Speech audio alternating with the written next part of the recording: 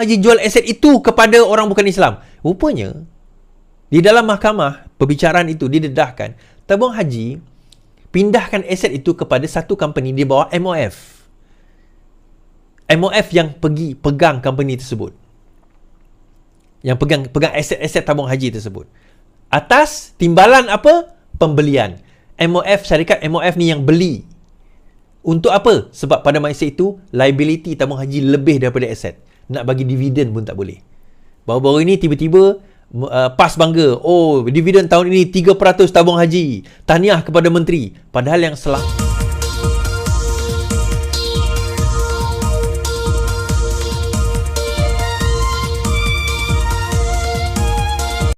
tekan butang subscribe, like dan aktifkan lonceng. dia tak akan immediately tukar kerajaan. Tapi boleh tak dia hantar SD pergi dengan Pertuan Agong tukar kerajaan? Tak boleh. Kerana kita ada raja berperlembagaan. Apa maksud raja berperlembagaan? Akta lompat parti itu perlembagaannya termaktub di dalam perlembagaan persekutuan.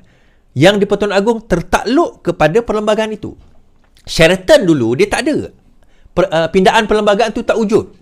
Sebab itu berlaku langkah Sheraton, ada SD. Kali ini tak boleh. Melainkan secara en bloc. Secara keseluruhan dia lompat. Boleh. Tetapi bila individu itu nak melompat, dia tak boleh. So, kalau betul 50 lebih orang ni kena berlaku pilihan raya kecil, baru boleh. Itu pun kalau mereka menang. Tapi kalau pilihan raya kecil kerajaan tak tumbang, tak. Sebab tak ada siapa yang ada majoriti. Kena buat 52 ni dulu.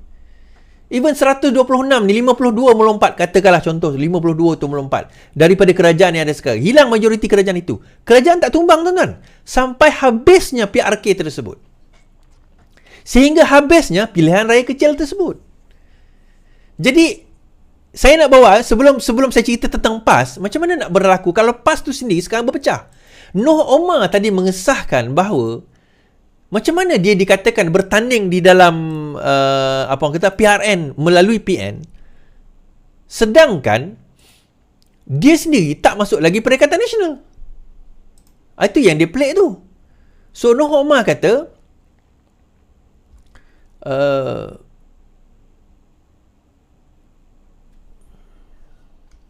mana tadi Tadi saya dah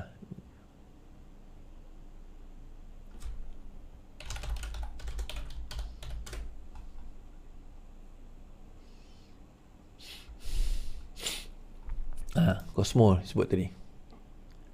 So dia kata, saya bukan ahli PN, bagaimana nak jadi calon? Ni baru Noh Omar sebut Ni baru Noh Omar sebut dalam Cosmo. Beliau menyebut, saya bukan ahli, bagaimana nak jadi calon PN, dia kata. Right. Kita baca. Bekas MKT Tan Sri Noh Omar menafikan sekerasnya laporan bahawa beliau bakal menjadi calon PN pada pilihan raya Selangor yang akan datang.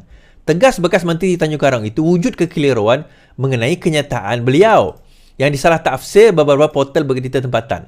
Saya ingin menjelaskan bahawa untuk menjadi calon mana-mana parti, hanya pimpinan parti akan menentukan siapa yang layak jadi calon. Sehingga kini, saya belum menjadi ahli mana-mana parti politik dalam PN. Maka adalah tidak betul kalau mengatakan saya menjadi calon PRN nanti, katanya. Kemarin media itu melaporkan Noh mengesahkan akan bertanding di Selangor di bawah tiket PN di PRN Selangor. Nak masuk PN ni tuan-tuan, nak jadi ahli PN, kena jadi ahli PAS, ahli Bersatu, ahli Gerakan, ahli dalam parti PN. Sama juga masuk Pakatan Harapan. Dia tak ada join Pakatan Harapan. Dia kena masuk sama ada PKR, DAP, Amanah atau APCO yang baru boleh dikira sebagai ahli Pakatan Harapan secara automatik. So Noh Omar tadi semalam desas-desus mengatakan dia akan bertanding di bawah PRN, akan mempertahankan Tanjung Karang. Tiba-tiba beberapa jam yang lalu Noh Omar kata, macam mana saya nak bertanding PRN sedangkan saya tak join mana-mana parti lagi? So yang mana satu? Dan nampak desperate-nya Perikatan Nasional sampai dia tak boleh namakan siapa orang yang akan bertanding di Selangor, sehingga dia nak kena tarik orang luar, tuan-tuan. Dia tak ada kekuatan sendiri. Bersatu tidak ada kekuatan sendiri. Bersatu memang dikenali sebagai tidak ada kekuatan sendiri. Begitu juga PAS. Di Selangor tidak ada kekuatan dia sendiri. Dia ada. Kita bukan kata PAS tu tak kuat. Di Selangor lebih kuat daripada Bersatu. Tetapi berbanding dengan Pakatan Harapan dan juga UMNO, memang jauh ke belakang. Memang jauh ke belakang. Dalam last PRU ke-14 kita tengok bagaimana PAS hanya tinggal I think satu kerusi saja di DUN Selangor. Now, saya nak bawa cerita tentang PAS ni tuan-tuan. Cerita 126 cukup jumlah ni. 126 katanya cukup jumlah. 52 orang ni belakang berlaku PRK. Itu yang pertama. Tapi bagaimana dikatakan 126 itu cukup jumlah? Hari ni saya buka cerita. Ada pimpinan PAS yang sedang berunding sekarang ini dengan UMNO untuk menyertai kerajaan Madani. Tak ramai yang tahu cerita ni, kita mula cerita. Ada di kalangan pimpinan PAS yang berunding dengan UMNO. Dan UMNO ni, saya bukan cerita UMNO ahli UMNO, saya bercerita dengan bekas-bekas ahli PAS yang menjadi bridge, yang sekarang ini berada di dalam UMNO, dan mereka berlaku rundingan. PAS akan minta mohon supaya berlaku asimilasi atau berlaku gabungan dengan kerajaan Madani supaya PAS boleh diterima masuk dalam kerajaan Madani. Itu yang bukan ura-ura lah. Ini adalah antara perkara peristiwa yang berlaku sekarang ini. Jadi mana datang 126 jumlah tadi tu? Sedangkan sebahagian daripada pimpinan PAS sudah mula berkira-kira untuk melanggar arahan Haji Hadi. Hadi nak kekal bersama Perikatan Nasional sebelum ini, kerana beliau dijanjikan kerajaan bersama dengan Perikatan Nasional tanpa DAP, tanpa PH, tanpa UMNO. Itu janji. Itu janji sebelum ini. Pada 2022 itu janjinya. That's why dia nak kekal. Dan kita kena faham, PAS tidak pernah jadi kerajaan persekutuan. Tidak pernah. Dia jadi kerajaan persekutuan 2020-2022. Itu atas apa tuan-tuan? Ihsan. Pengkhianatan. Dia tak pernah menang jadi kerajaan persekutuan. Tak pernah. Sekurang-kurangnya Pakatan Harapan pernah menang sebagai Pakatan Harapan membentuk kerajaan persekutuan pada tahun 2018-2022. 2020. Sekurang-kurangnya pernah menang 2018. PAS tak pernah menang. Kenapa? Antara sikap PAS adalah sikap berbelah bahagi mereka dalam nak bersama ke tak bersama dengan kerajaan. Dia nak jadi kerajaan, tuan-tuan. Dia memang dia dah bosan jadi pembangkang. Senang cerita, dia dah bosan jadi pembangkang. Dah biasa dah. Yelah kan, tuan-tuan tahu je kan. Yelah, biasalah. Dah biasa pegang jawatan ni, jawatan tinggi dan sebagainya. Ada driver, ada naik kereta mewah, semua tak payah bayar. Tiba-tiba satu hari drop, pum. Bukan setakat drop, tuan-tuan. Bersatu punya akaun kena beku. Nak menghadapi 6 negeri. 6 negeri, pilihan raya negeri. 6. Di mana 3 negeri utama mereka adalah negeri miskin. Kelantan, Terengganu, Kedah, 3 negeri miskin. Dana datang daripada mana? So mereka hari itu berharap kepada Bersatu untuk nak support mereka. Tapi sekarang dalam keadaan, okey, saya nak cerita kenapa perlu mereka nak kata mereka cukup jumlah ni, tuan-tuan. Kenapa nak cakap cukup jumlah? Ni nak datang pilihan raya, kenapa nak cakap cukup jumlah? Sebab dia nak convincekan investor mereka yang kerajaan akan bertukar. So nak bawa cerita kepada investor ni akan bagi duit Ni bukan orang parti. Orang luar yang kaya raya yang akan bagi parti supaya kerajaan bertukar, supaya mereka dapat projek. Investor ni oligarki yang duk keluar duit. So dia kata, kerajaan akan bertukar, tapi kami perlu dana. Tapi dalam masa yang sama, ada satu golongan ni kata akan bertukar, duk unding. Ada satu golongan ni duk bertukar, dia kata kita tak cukup jumlah, kita tahu susah. So lebih mudah kita bersama dengan sekarang kerajaan Madani, kita bentuk kerajaan bersama dengan kerajaan Madani. Lebih mudah. Dan offer ini bukanlah bermaksud dia nak join PH, sebab offer ini memang dah di offer sebelum ini oleh Yang di-Pertuan Agong kepada PAS. Tetapi PAS tolak. Muhyiddin Yassin tolak. Kita kena ingat benda tu. Muhyiddin Yassin tolak bila ditawarkan oleh di-Pertuan Agong untuk membentuk kerajaan perpaduan. Muhyiddin Yassin tolak. Bila ditawarkan kepada PAS, PAS yang tolak. Jadi bila PAS tolak, sekarang ini mereka dah lepas peluang untuk nak jadi kerajaan.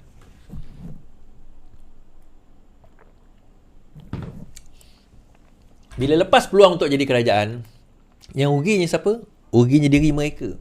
Nak menghadapi pilihan raya sekarang ini bukan satu jumlah dana yang sikit, tuan-tuan. Panas malam ni. Bukan sebelah satu dana yang sikit. Dana itu terlalu besar.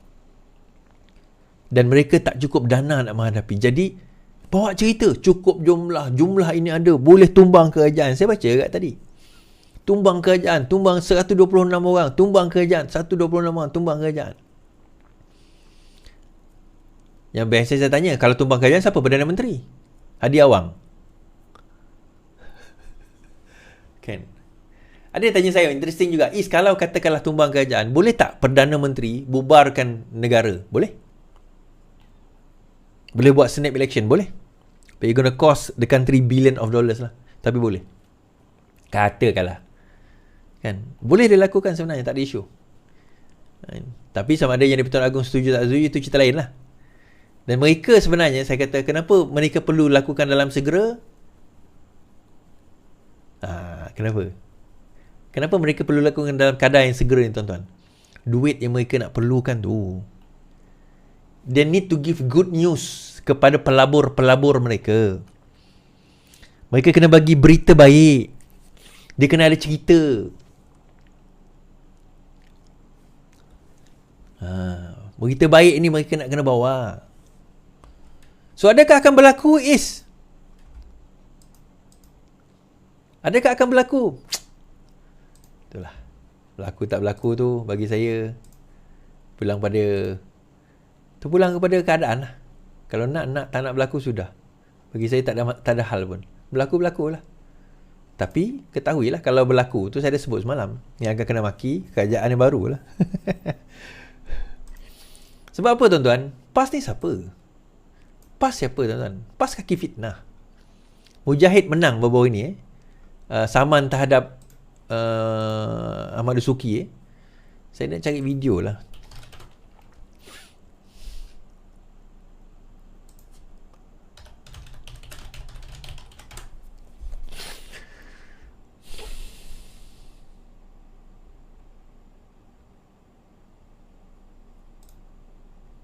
Okay, ini adalah ucapan yang diutarakan oleh Ustaz Ahmad Dusuki pasal jual aset orang Islam. Masih lagi dalam page beliau, masih lagi dalam Facebook beliau. Saya nak tunjuk supaya tuan-tuan boleh tengok sendiri dan nilai sendiri, dan benda ini yang disaman dan menyebabkan dia hilang, dia kalah saman tersebut. Atan dia tu memang jahat sangat, macam Kamal Okay, saya nak buang Kamal Tatuk tu.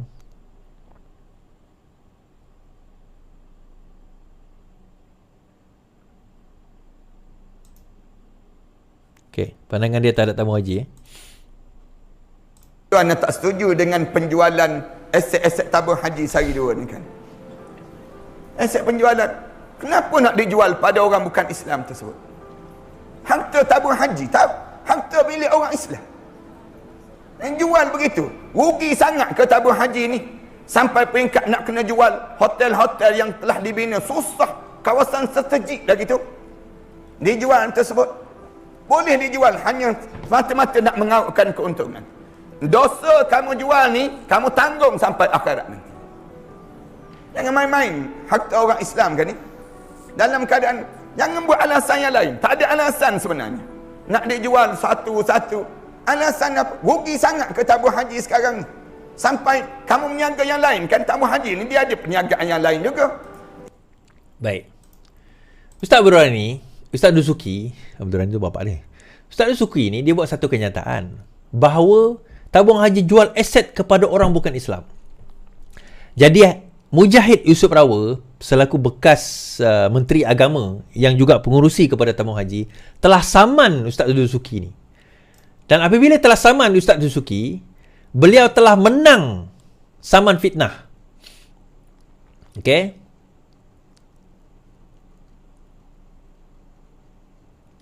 So, dalam kes ni dia menarik, tuan-tuan. Dia bukannya Mujahid yang saman Ustaz Dusuki. Ustaz Dusuki yang saman Dr. Mujahid. So, dalam kes ini, saya baca, ini pada tahun 2022. Mahkamah Session hari ini menolak saman fitnah yang difailkan Ustaz Dusuki Rani terhadap Mujahid berhubung dakwaan isu penjualan aset tabung haji kepada orang bukan Islam. Mahkamah juga mengarahkan Dusuki membayar 11,000 kepada Datuk Seri Mujahid. Saman fitnah itu difailkan oleh Dusuki rentetan daripada Twitter Dr. Mujahid pada November 2022. Dia tulis, seorang ustaz berdusta, berpuluh ribu jadi mangsa. Ni Ustaz Mujahid sebut berlagak tahu segala, akhirnya menelan api fitnah dalam perut dia sendiri. Api fitnah dalam perut dia sendiri. Tak nampak. Api fitnah dalam perut dia sendiri. Sehingga kini tak pernah tarik balik pendustaannya. Allah musta'an. Tulis Mujahid menerusi akaun Twitter beliau. Twitter di atas ditulis rentetan daripada tersebarnya video ceramah Ustaz Dusuki yang mendakwa aset tabung haji dijual kepada orang bukan Islam. So, apa yang berlaku adalah akhirnya daripada Twitter tersebut, Ustaz Dusuki ni saman Dr. Mujahid. Patutnya Mujahid yang pergi saman, tapi sebab Mujahid sebut tabung haji, bukan disebut tentang Dusuki sebut tentang tabung haji, bukan sebut tentang tentang Dr. Mujahid. Tetapi Dr. Mujahid sebut Dusuki, jadi Dusuki saman.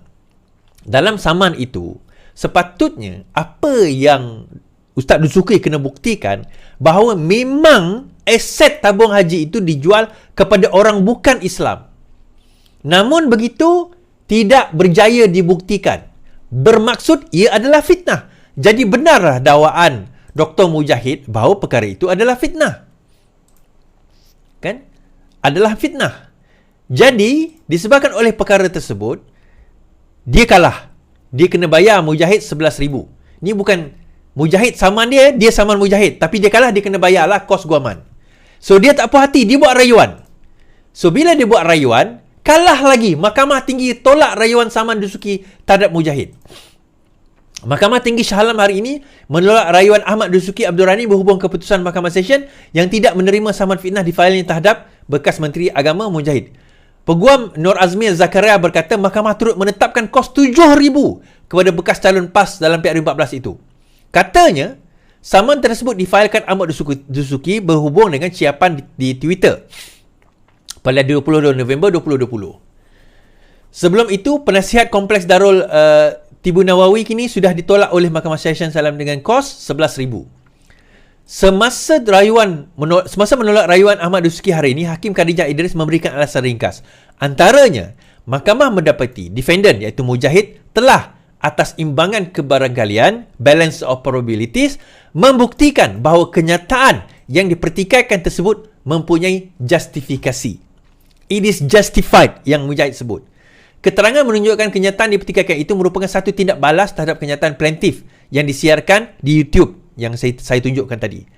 Keterangan itu juga menunjukkan terdapat penjelasan yang dibuat di Parlimen oleh bekas Perdana Menteri bahawa aset tabung haji yang kurang berdaya saing telah dipindah kepada sebuah syarikat tujuan khas SPV yang dimiliki sepenuhnya oleh Kementerian Keuangan dan tabung haji tidak dikuasai oleh orang bukan Islam. Menurut Nur Azmi lagi, Hakim turut berpendapat pemindahan tersebut adalah sebahagian daripada pelaksanaan pelan pemulihan dan penstrukturan tabung haji yang diluluskan oleh Kabinet sewaktu Mujahid menjadi Menteri Agama. Terdahulu, Ahmad Dusuki membubuhkan saman ke atas Mujahid ekoran ciapan seorang ustaz. Ini saya dah baca tadi. Susulan itu, Ahmad Dusuki menuntut Mujahid membuat permohonan maaf. Tetapi permohonan itu ditolak. Apa maknanya dia, tuan-tuan? Maknanya dekat sini, fitnah yang dibawa oleh Dusuki itu telah diterima, telah disebarkan, telah dipercayai oleh pengikut dan penganut agama PAS. Aku sebut penganut agama PAS terus. Dan akhirnya, it turns out to be fitnah. Rupanya fitnah. Jadi kalau dia fitnah, tuan-tuan, yang menyebarkan itu bagaimana? Jadi macam mana pula? Tak faham lah. Kenapa Dusuki pergi saman Mujahid? Kenapa Mujahid tak pergi saman? Kenapa 11,000 je? Dia macam ni. Yang saman ni Dusuki, bukan Mujahid. Kalau Mujahid dia saman, lain cerita. Sebab Dusuki duk sebut pasal tabung haji. Jadi Mujahid tak boleh saman lah kan? So Mujahid komen berkenaan dengan apa yang Dusuki cakap bahawa benda yang dia cakap itu adalah fitnah. So Dusuki tak puas hati. Dusuki saman. Dia kata ini bukan fitnah. Sepatutnya Dusuki nyatakanlah memang betul tabung haji jual aset itu kepada orang bukan Islam. Rupanya di dalam mahkamah perbicaraan itu didedahkan tabung haji pindahkan aset itu kepada satu company di bawah MOF. MOF yang pergi pegang company tersebut. Yang pegang aset-aset tabung haji tersebut. Atas timbalan apa? Pembelian. MOF, syarikat MOF ni yang beli. Untuk apa? Sebab pada masa itu liability tabung haji lebih daripada aset. Nak bagi dividen pun tak boleh. Baru-baru ini tiba-tiba PAS bangga, oh dividen tahun ini 3% tabung haji, tahniah kepada menteri. Padahal yang selamatkan tabung haji ni tuan-tuan adalah Mujahid Yusof Rawa. Kalau tak ada tindakan bijak tersebut, kita tak boleh bagi dana ataupun dividen kepada tabung haji. Tapi sebelum tu boleh bagi dia orang tipu akaun. Sebab itu dia found out rupanya aset kurang daripada liability, hutang lebih banyak daripada aset. Menurut akta tabung haji tak boleh bagi dividen. So macam mana nak buat? Takkan tak boleh bagi dividen pada tahun tu? Restructuring. Itu biasa dalam company. Dusuki ni kata, tengok dia jual kepada orang bukan Islam. Mujahid pergi komen. Dia kata, kalau fitnah, ini pemfitnah. Dia kata, ini fitnah. Dusuki tak puas hati, pergi saman Mujahid. Akhirnya kalah, tuan-tuan. Rupanya, memang bukan pada jual pada orang bukan Islam. Tapi ramai juga yang percaya tu. So, yang Dusuki ni, okeylah, dia boleh berdepan dengan Mujahid. Tapi yang sebar dan percaya pada fitnah tu macam mana? Yang sebar dan percaya kepada fitnah itu, bagaimana, tuan-tuan? Yang itu bagaimana? Jadi kita mohonlah supaya kita faham. Kalau sekiranya PAS memerintah, saya takut sekiranya PAS memerintah ni, negara kita ni akan penuh dengan perfitnahan, tuan-tuan. Akan penuh dengan saya tak tahu lah, I cannot imagine negara ni akan jadi apa di bawah pemerintahan PAS nanti. Sedangkan benda yang macam ni pun dia boleh fitnah suka hati dia. Ni bukan yang pertama. PAS in total ada orang buat kiraan hari tu, kalah fitnah lebih 2.2 juta dia kalah fitnah. Lebih 2.2 juta kalah fitnah. My God. Tuan-tuan yang ada dekat Facebook, tolong, ada 1.2k sekarang menonton. Apa kata seorang klik satu like atau satu love je. Kan baru 500 lebih like ni. Dan terima kasih 193,000 yang like dekat TikTok. Jadikan 250,000. Terima kasih 154 share. 1.6k ni apa kata jadikan lagi 200 lebih share. Kita akan continue lepas ni. So, macam mana kita nak bawa kaki fitnah ni jadi pemerintah, tuan-tuan? Tuan-tuan, saya nak cerita serban, jubah bukannya kalis daripada ayat-ayat fitnah. Itu bukan kalis daripada ayat-ayat fitnah. Sebab tu saya kata nak jadi orang bijak ni, tuan-tuan, kena membaca. Bila ustaz-ustaz macam ni membaca pun, membaca satu hal, tak membaca satu hal. Dia membaca tak faham tu satu hal.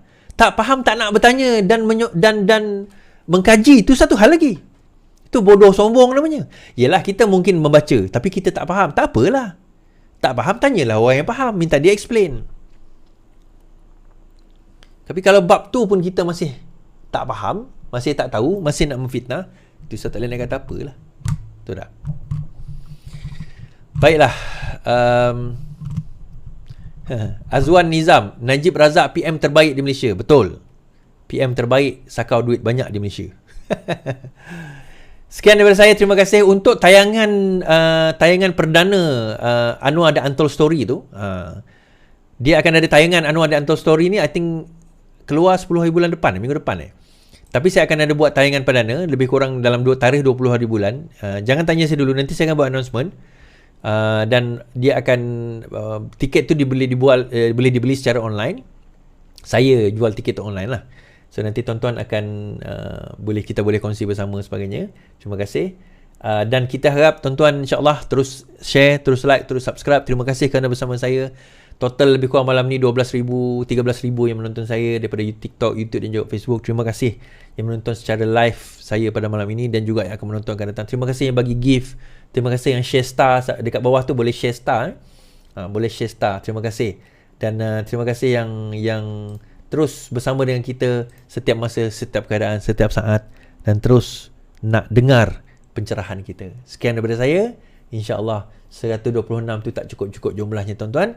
Mereka perlu nak pergi convincekan dia punya investor dia. Sekian daripada saya. Kita jumpa lagi. Tak tahulah PAS ni nak join kerajaan hari ni ke tidak. Assalamualaikum.